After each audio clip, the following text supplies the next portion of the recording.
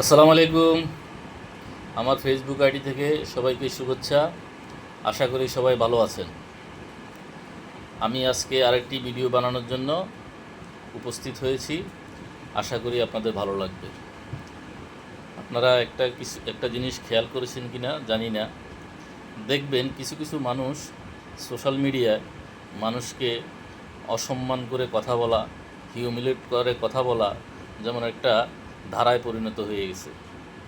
এরা যে কোনো কিছু পোস্ট করলে বা এই শেয়ার করলে কেমন জানি একটা হিউমিলেট করে কথা বলে, অসম্মান করে কথা বলে।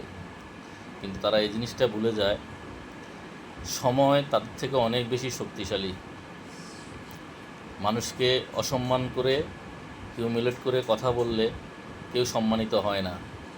এমন একটা সময় একদিন হয়তো আসবে যেদিন সে এমন জায়গায় অসম্মানিত হবে যেটা সে জীবনে কোনো দিন কল্পনাও করেনি। সো সবসময় be careful two disrespect to others, always respect others. আপনি কাউকে সম্মান করলে নিজেও সম্মানিত হবেন। ধন্যবাদ।